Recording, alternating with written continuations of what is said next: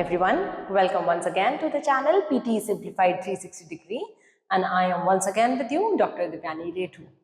देखिए, आज की वीडियो स्टार्ट करने से पहले मैं आपको एक बात ज़रूर बताना चाहती हूँ कि जैसे मैं हर वीडियो में बोलती हूँ कि इट इज़ वेरी इंपॉर्टेंट कि पीटी के एग्ज़ाम में राइट प्रिपरेशन के साथ साथ आप राइट प्रायोरिटाइजेशन भी करें।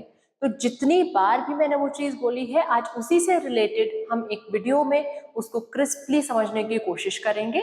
इसीलिए यही पर्पस है आज की वीडियो का हमें लाने का, जिसमें डिस्कस हम जो करेंगे वो टॉपिक है 11 most important questions in PT, या फिर ऐसे सेगमेंट्स जिसपे जो मैं बार बार आपको बोलती हूँ कि आपको प्रायोरिटाइज करना है, कौन से टास्क इंपॉर्टेंट है, किसको पहले किसको ज्यादा टाइम देना है, वो सब आज की वीडियो के बाद होपफुली आपके काफी सारे डाउट्स क्लियर हो जाएंगे। So let's start with today's video which is on most important questions in the PT exam. देखिए, अगर हम बात करें वैसे टोटल क्वेश्चंस जो हम हर वीडियो में डिस्कस करते ही हैं स्टार्ट करने से पहले, टोटल नंबर ऑफ क्वेश्चंस आपके पास कितने रहते हैं? They are 20।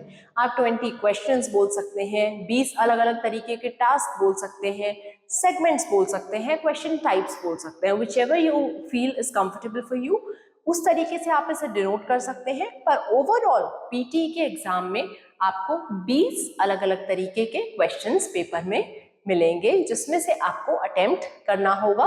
उस क्वेश्चन टाइप में भी मल्टीपल ऑप्शंस आपको आगे उसी क्वेश्चंस के होंगे।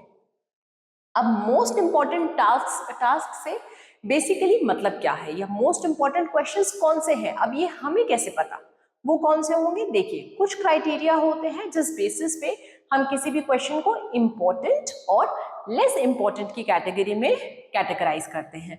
तो आज जो वीडियो में मेरा पर्पस है बनाने का, मोस्ट इंपॉर्टेंट टास्क आपको दिमाग में क्लियर करना है कि एग्जैक्टली होते कौन से हैं। सबसे पहले इसका क्राइटेरिया है वो ये है, ऐसे क्वेश्चंस आपको सबसे पहले क्लियर होने चाहिए। कौन से ऐसे क्वेश्चंस हैं आउट ऑफ द टोटल 20 जो अपने अलावा दूसरे मॉड्यूल्स में या फिर दूसरी कम्युनिकेटिव स्किल्स में भी मार्क्स कंट्रीब्यूट करते हैं। अब जो अपने मॉड्यूल के अलावा दूसरे मॉड्यूल में भी मार्क्स कंट्रीब्यूट करने वाले हैं, डेफिनेटली हमारा पर्पस और एम यही होना चाहिए पेपर की प्रिपरेशन के टाइम पे कि पहले आप ज्यादा से ज्यादा ध्यान उन क्वेश्चन टाइप्स पे दें। उसके बाद आपको, जैसे मैंने पहले के वीडियोस में भी आपको बोला है, कोई भी क्वेश्चन अनअटेम्प्टेड तो छोड़ना ही नहीं है, पर टाइम इस हिसाब से डाइवर्ट करना है आपको अपनी प्रैक्टिस के टाइम पे भी कि आपके इंपॉर्टेंट क्वेश्चंस या फिर मोस्ट इंपॉर्टेंट क्वेश्चंस सबसे पहले आपके स्ट्रांगली कवर होते रहें और प्रिपेयर होते रहें। तो अब most important task I hope आपको क्लियर हो गया होगा।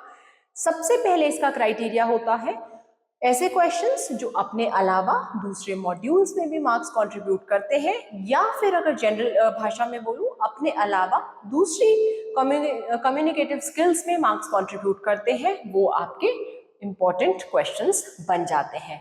इसके अलावा जो दूसरा क्राइटेरिया हो सकता है, जिसके बाद towards the end of the video आपको मैं पूरा बताऊंगी कौन कौन से क्वेश्चंस पे आपको सजेस्टेड है कि सबसे पहले आप ध्यान दें, उसके बाद आपको क्लियर हो जाएगा। तो उसका क्राइटेरिया क्या है?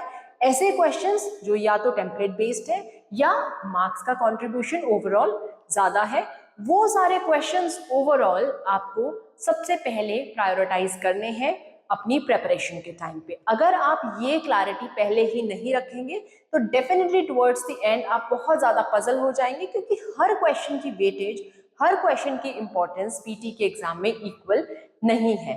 जितनी ज्यादा आप एक क्वेश्चन को टाइम देते रहेंगे, उससे क्या होगा, अननेसेसरी पेपर में आपका अनइम्पॉर्टेंट क्वेश्चंस पे या फिर लेस इंपॉर्टेंट क्वेश्चंस पे बहुत ज्यादा टाइम लग जाएगा, and we really don't want that. तो अगर आप पूरा इस टॉपिक पे क्लैरिटी चाहते हैं तो लास्ट तक वीडियो को जरूर देखिएगा, ताकि आज के आपके सारे वीडियो से जितने भी डाउट्स हैं, कौन से टास्क इंपॉर्टेंट है, क्या वेटेज है मार्क्स का कंट्रीब्यूशन का, सब वो क्लियर हो जाना चाहिए। Okay, before proceeding further, communicative skills या फिर मॉड्यूल्स भी आप इनको बोल सकते हैं, बेसिकली क्या है, ये वही है speaking, writing, reading and listening, जो 4 मॉड्यूल्स हैं।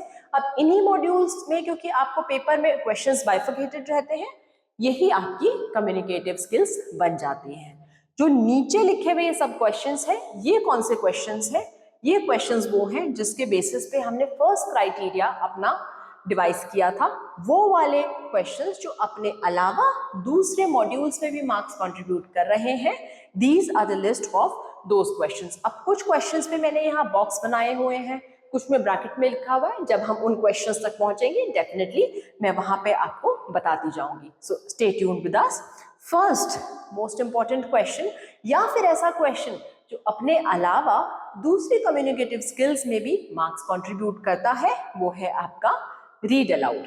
रीड अलाउड जो स्पीकिंग मॉड्यूल का और ओवरऑल पीटी एग्जाम का आपके पास फर्स्ट क्वेश्चन आता है।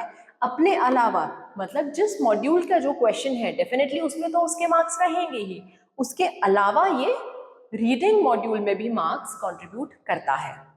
अब एक रीड अलाउड मैंने आपको स्पीकिंग की वीडियो में भी बताया था, जो आप हमें हमारी पुरानी वीडियोस में डेफिनेटली जाके देख भी सकते हैं।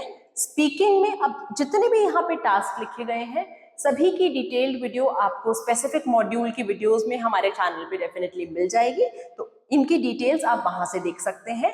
आज जो हम कवर करेंगे वो बेसिक आपको क्लैरिटी देने का पर्पस है कि कौन से टास्क आपकी फर्स्ट प्रायोरिटी होंगे प्रेपरेशन में और एग्जाम के टाइम पे। रीड अलाउड स्पीकिंग का क्योंकि क्वेश्चन है तो डेफिनेटली स्पीकिंग में तो मार्क्स कंट्रीब्यूट करेगा ही, इसके अलावा रीडिंग में भी मार्क्स कंट्रीब्यूट करता है।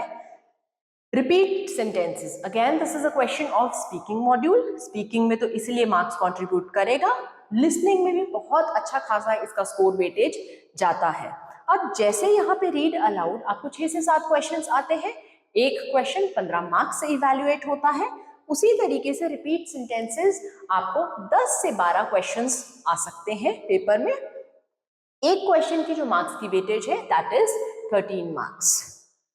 Retail lecture again speaking module का ही क्वेश्चन है, स्पीकिंग में इसलिए मार्क्स कंट्रीब्यूट करेगा और अपने अलावा लिसनिंग में ये मार्क्स कंट्रीब्यूट करता है।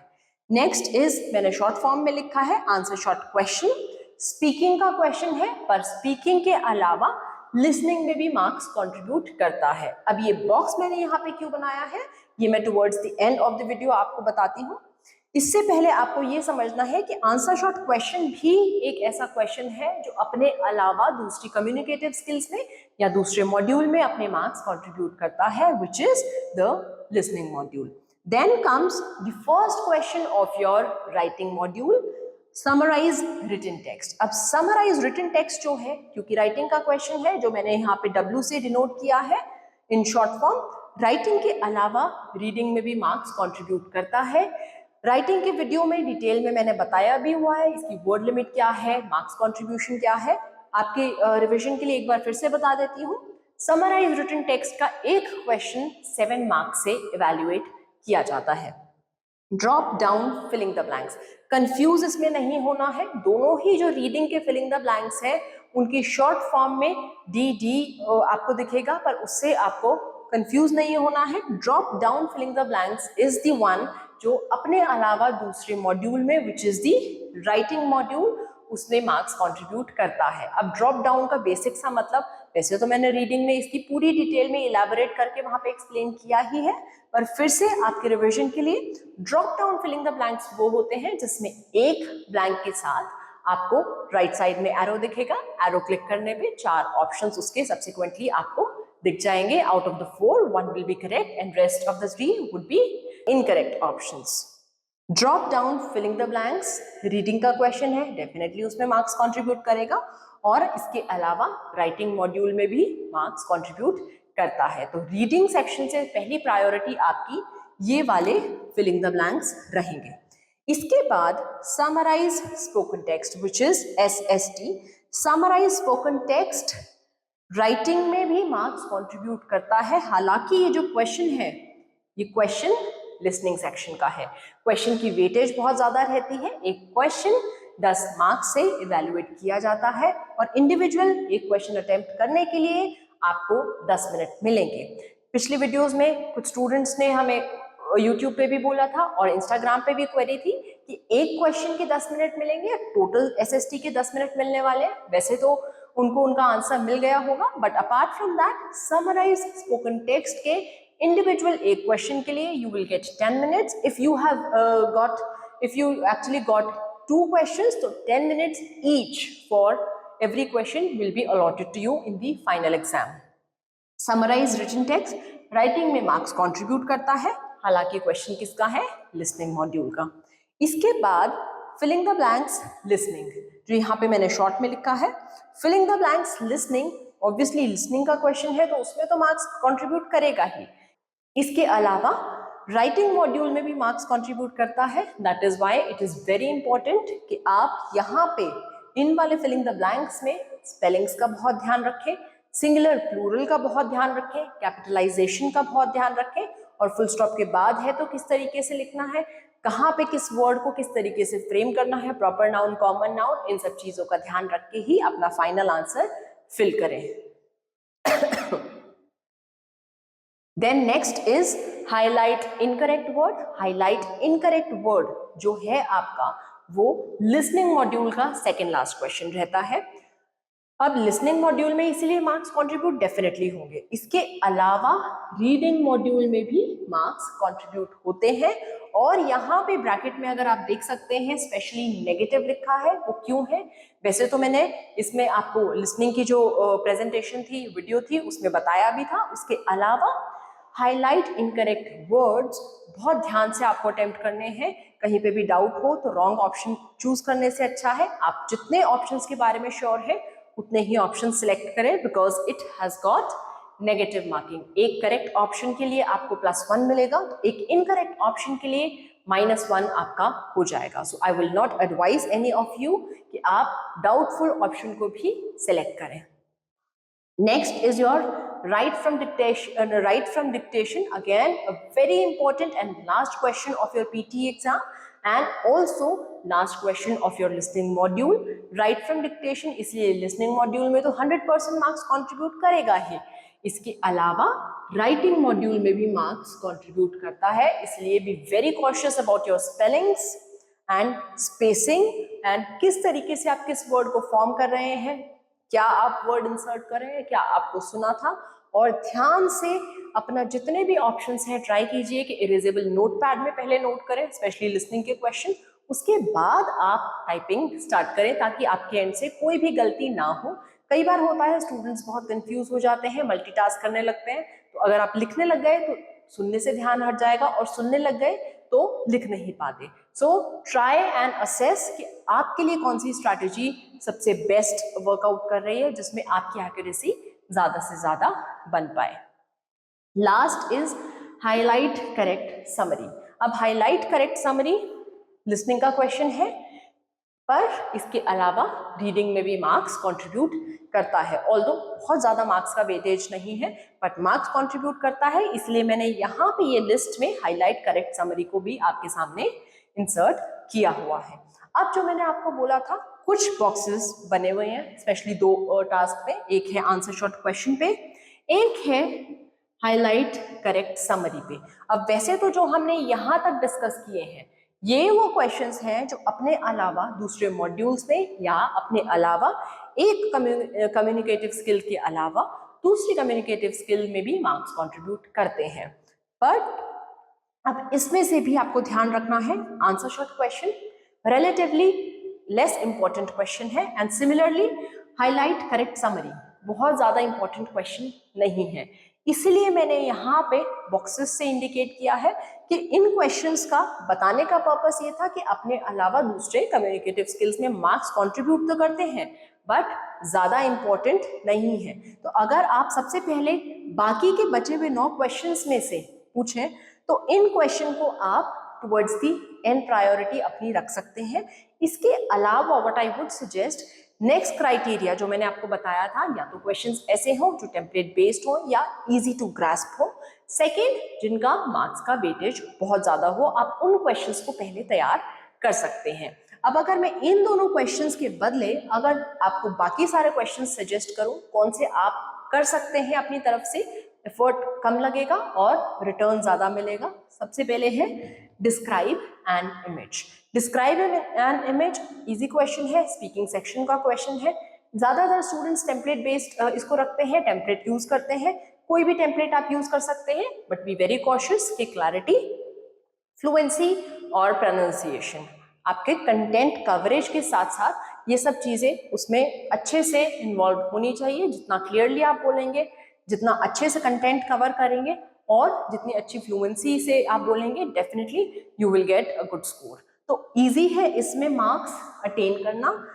एफर्ट जो है रिलेटिवली कम लगेगा, पर आपको मार्क्स का जो बेनिफिट है वो ज्यादा होगा।